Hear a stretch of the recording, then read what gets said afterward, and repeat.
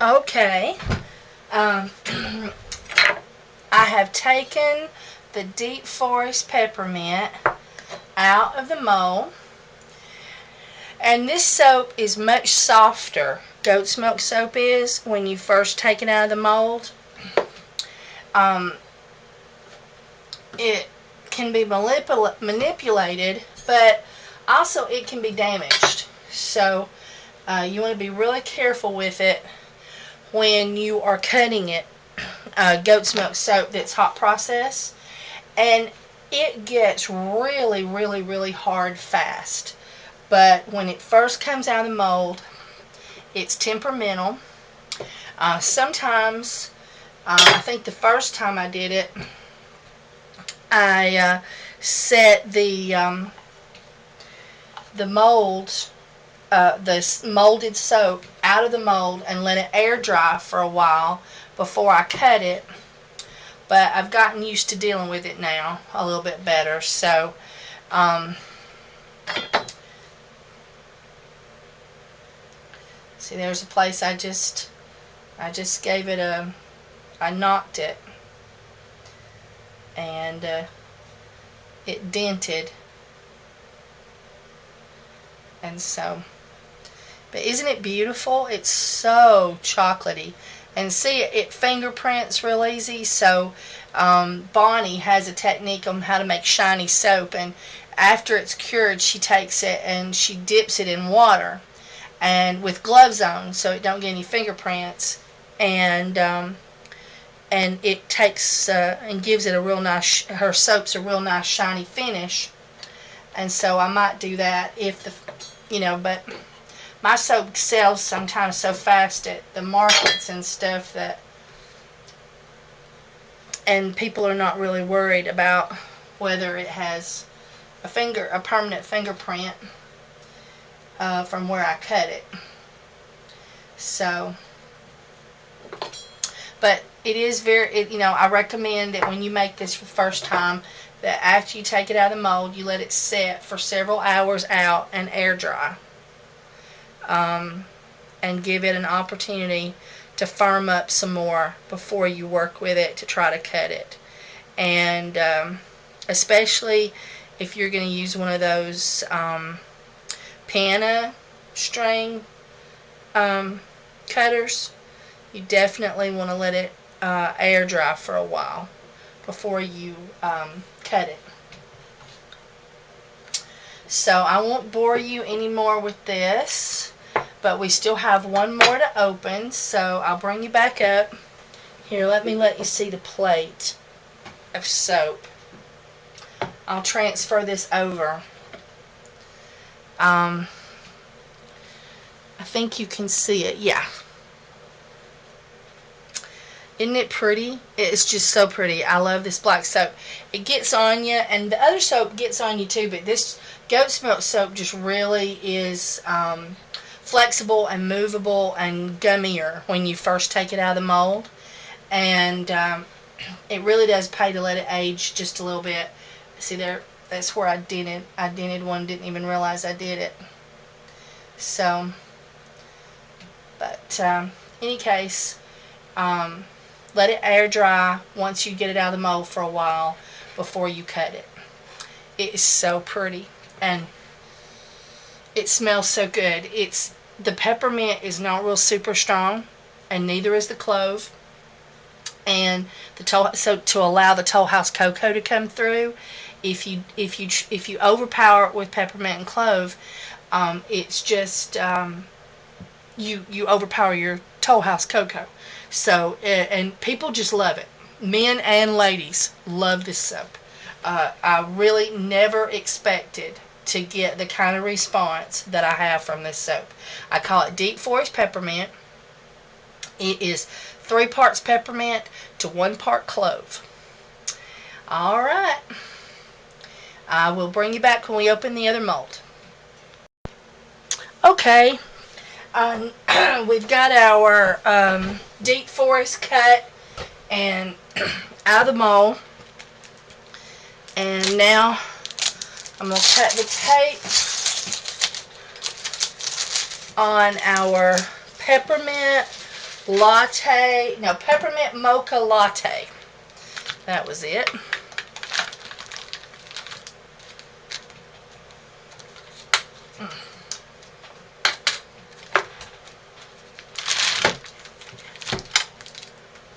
And it is definitely firmer than the cocoa. Something about the coffee being in it is definitely different than just cocoa in it. I've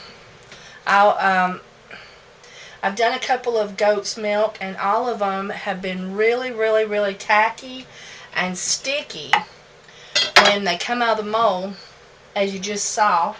And we always let them air dry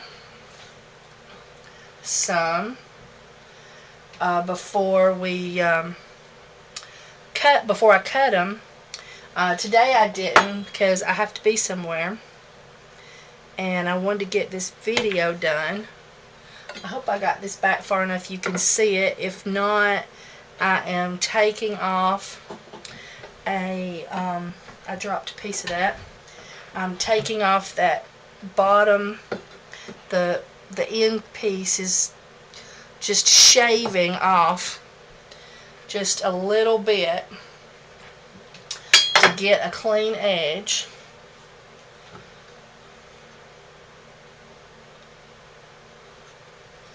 And I'd cut this soap in half before putting it in the mold, but I might cut it right in the middle of the bar and I'd end up having more waste. This is nice. This is really nice. Put it back here in the light. See if you can see the glisten. It has a much lighter brown color to it. It still fingerprints easy. Oh, it is really nice. You can smell the coffee and you can smell the peppermint really nice. I'm calling this one Peppermint Mocha Latte, after the Peppermint Mocha Latte that we put in it.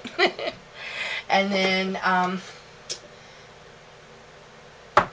yeah, this one's much easier to cut and manipulate right out of the mold. It didn't require any extra dry time, which was good. I'm a little bit in a hurry today.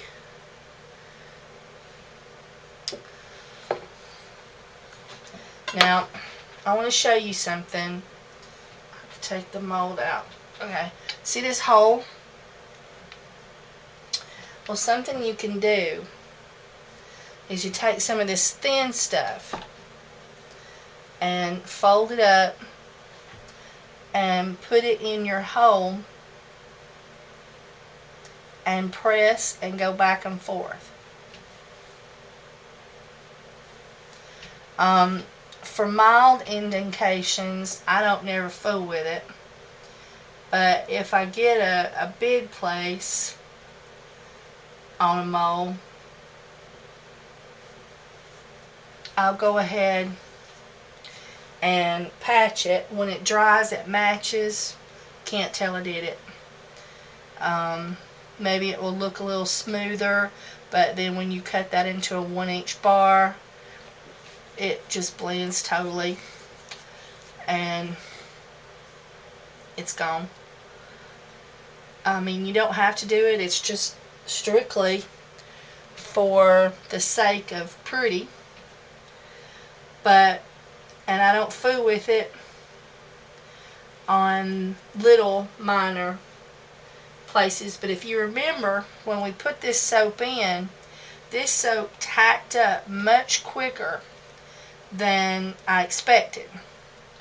And it's showing itself true to form, because now it is firmer right out of the gate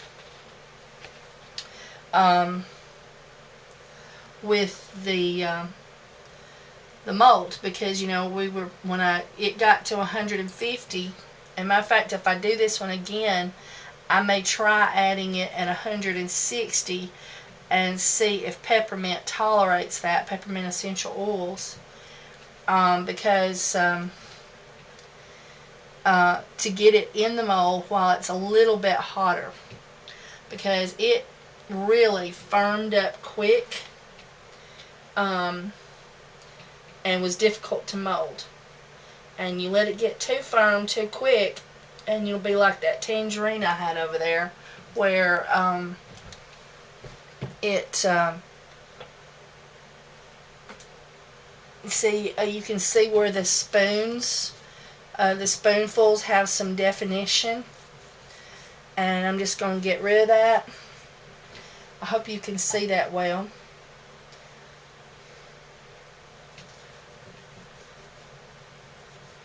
I'm just taking my scraps and I'm just rubbing it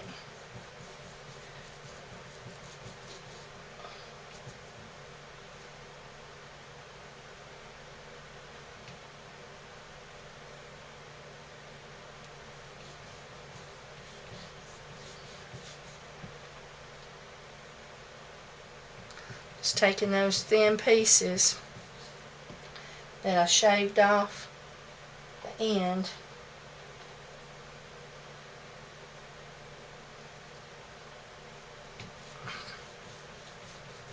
And nobody taught me how to do this. I just had one come out with, a couple of big air pockets, and I thought, well, what can I do to fix this? And so this may be a technique that a lot of people knows, and it could be that I thought of it and nobody else did, but I doubt it. The world is awful big and there's too many people in it.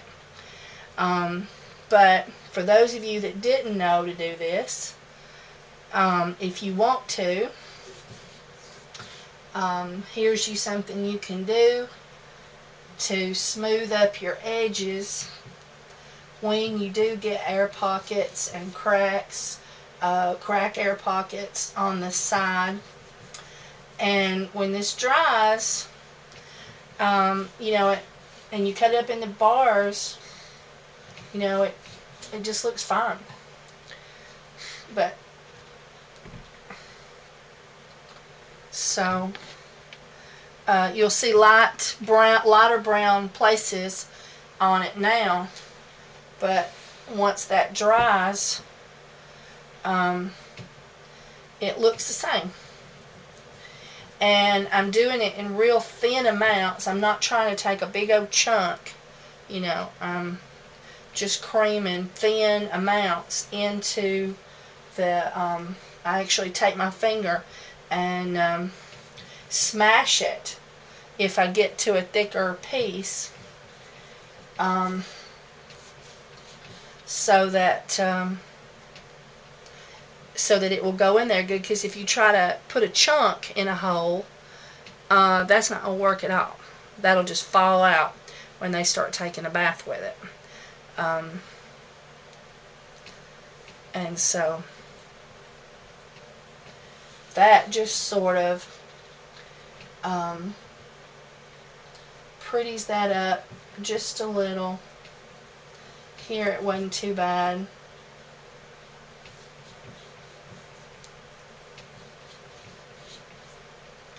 There we go. I'm out of scraps, so that's all I can do. And so I'll put it back in here, and we will cut it some more.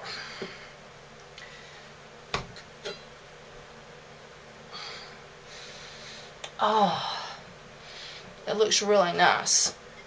Really, really nice. Well, I will let you go. I know you're tired of watching me cut this soap. I'll cut one more slice, and then I will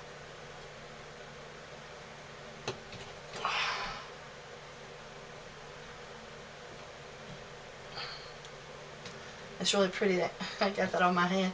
It's really a beautiful soap, and I hope this one sells as well as the deep forest peppermint. And there's what we've got cut so far. And I will have this. I have the deep forest peppermint on sale at my Ipsy store I guess that's how you pronounce it. I don't know why they couldn't make something easy like eBay. It's Ipsy or something. So anyway, so I have the Deep Forest Peppermint on there, and I will put this on there. If anybody's checked out my listings, I sort of didn't have them very nice, and I've redid them and took new pictures and listed or posted almost all my flavors. So if anybody wants to buy, I will put a link in this video in the description, and you can buy a bar of my soap. And you have a great day and happy soaping. And I hope you successfully make goat's milk soap. And please tell me all about it. I love your comments. If you have any questions, feel free to ask. If you need a lot of detailed help, feel free to send me a personal message. If you subscribe, I will send you a personal message. I have had about 3 subscribers that have this new lock on their website where you can't send them emails or messages on YouTube. And so I was not able to send them the welcome letter that I send out. Just a little quick note thanking them for subscribing. But in any case, you can send me a message. I don't mind at all, and I'm happy to answer your questions. Please hit the like button. Please subscribe. And have a great day. Bye.